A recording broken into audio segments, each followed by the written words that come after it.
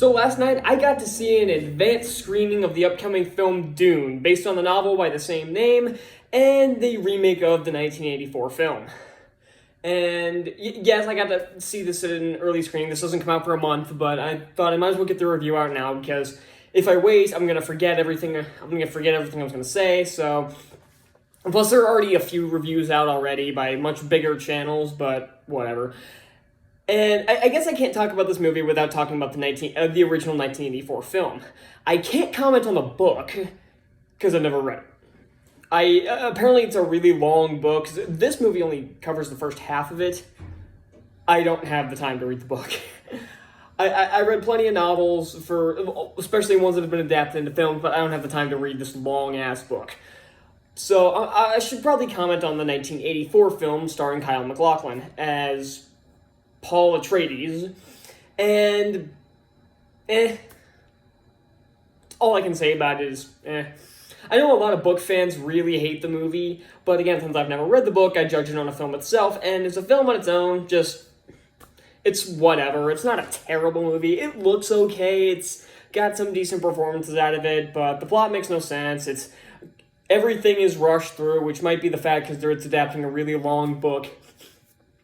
And so yeah, it's just kind of whatever. I have little to no thoughts on the 84 film, so we can immediately jump into the 2021 remake, starring a bunch of big names: Timothée Chalamet, Oscar Isaac, Rebecca Ferguson, Jason Momoa, Zendaya, Josh Brolin. It's got all these really big names to it, and while I am kind of put off by some of the reviews comments about his director, because apparently it's a trend nowadays for directors to crap on the MCU to promote their own movies.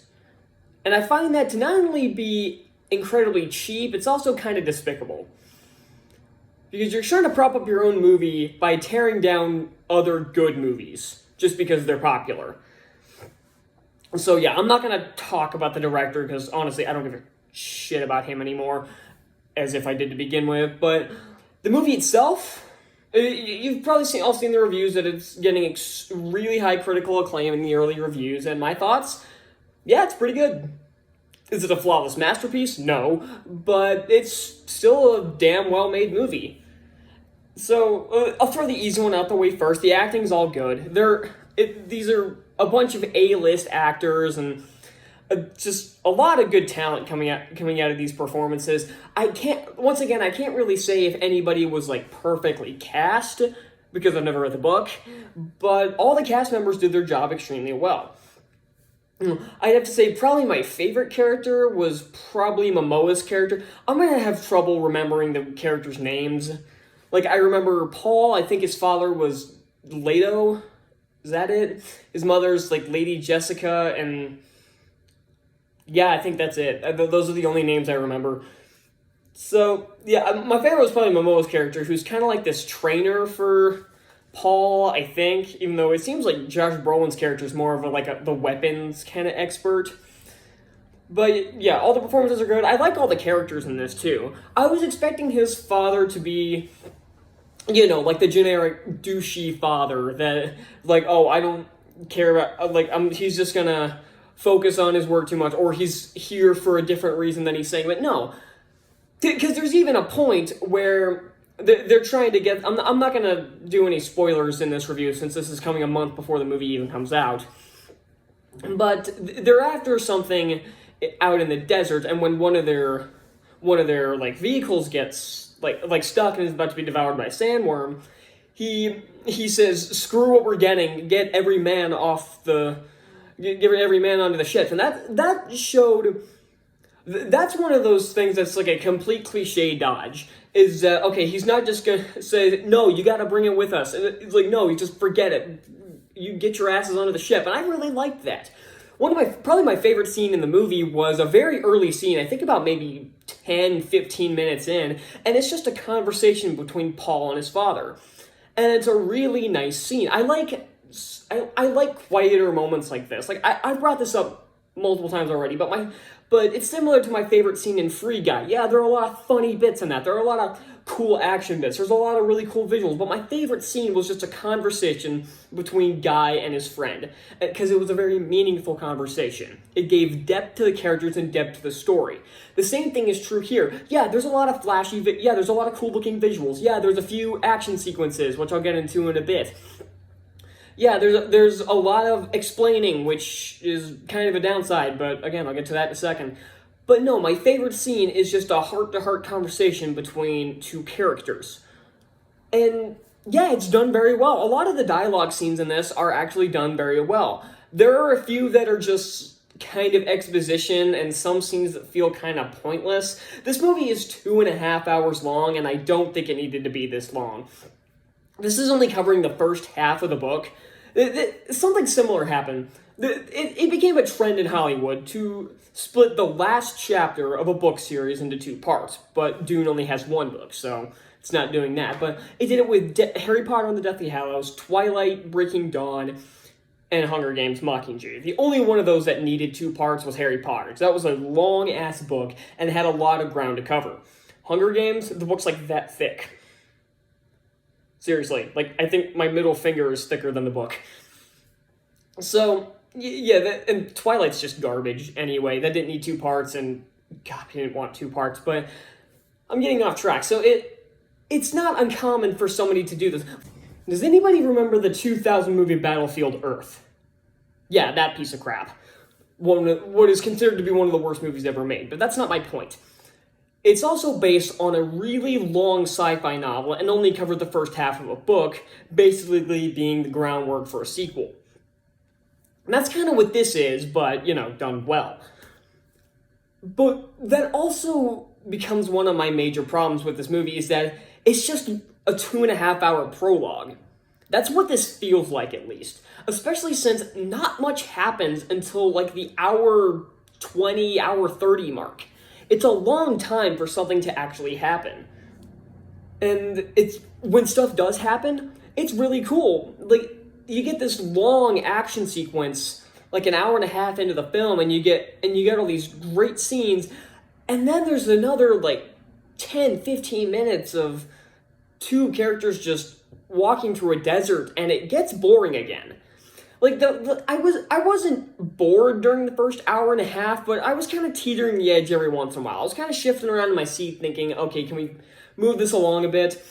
And then everything kicked into gear. I'm like, okay, this is what we've been kind of building to. Okay, I can forgive that first part for being a little slow, but then it starts to just slow, then it grinds to a halt again, and that's when I actually started to get bored, was the last 30 minutes, because the last 30 minutes of this movie are kind of boring. So, and again, the ending is just a setup for a sequel, and also, and I wouldn't mind that, but it ends with one of the lines that I hate the most when it's obviously setting up a sequel, is the line, "This is just the beginning." I hate that line so much when it's just used to set up the next movie. Because they did the same oh my god. I just thought of another one that did this exact same thing, and it was also crap. Left Behind. That awful Nicolas Cage movie from 2014. It was also based on just the first half of a book, though that one didn't need it. That one could have just adapted it in full, but the movie sucked anyway, so it doesn't matter. But it ended with the line, "This is just the beginning." And that was annoying as hell. This one, had they ended with any other line, it wouldn't have bothered me. But the fact that they used this one annoying line that is such obvious sequel bait that it annoys the hell out of me. But yeah, so like I said, the story it's a good story, but it's just incomplete is my problem, is that it's narratively incomplete.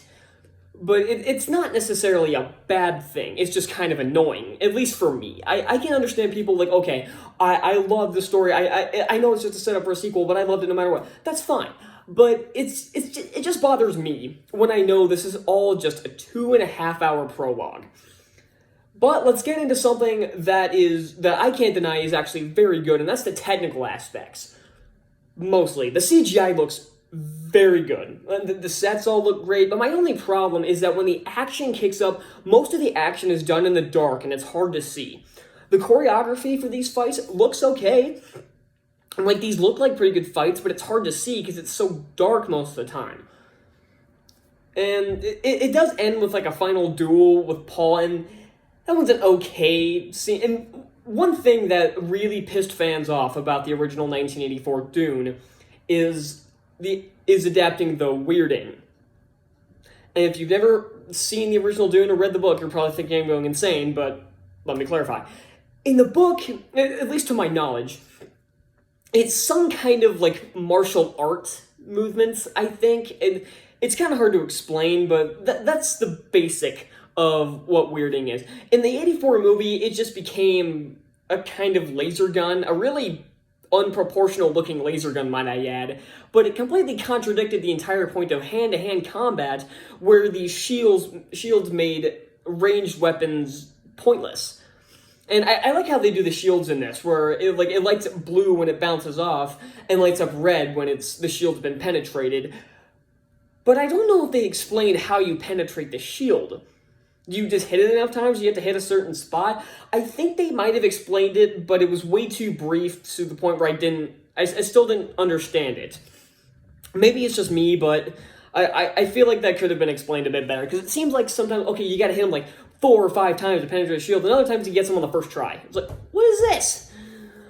So yeah, back to the weirding. In the 84 movie, it became this unproportional looking laser gun, which completely contradicted the entire point of having hand-to-hand combat.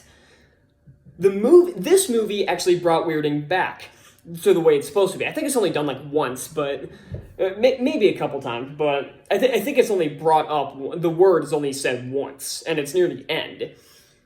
So you can tell this one's trying to be a lot more faithful to the book. From what I've seen, it's pretty faithful. I haven't read the book, so I have no idea. But as a movie on its own, it works. This movie really works. But like I said, most of the problems I have with this are like subjective problems. Like, I thought the opening was, I thought the first hour and a half could have gone by quicker. There were a couple scenes they probably should have cut. I don't think it needed to be as long as it did. I hated the obvious sequel baiting ending with that stupid line that I hate. And the action was done in the dark, which I understand why it was done in the dark, but they needed to brighten it up just a bit because it was hard to see. Maybe it's just the screen I watched it on. I don't know, but honestly, if they made a sequel to this, I'd probably have to go see it by now. So I'm like, okay, I already committed. I watched the first half. It's like watching Harry Potter, and it's like, okay, I guess I Deathly Hallows Part 1. Should I bother with Part 2? Like, that's kind of how it feels. I kind of feel obligated to watch Dune Part 2 now, whenever that's going to come out, if it comes out.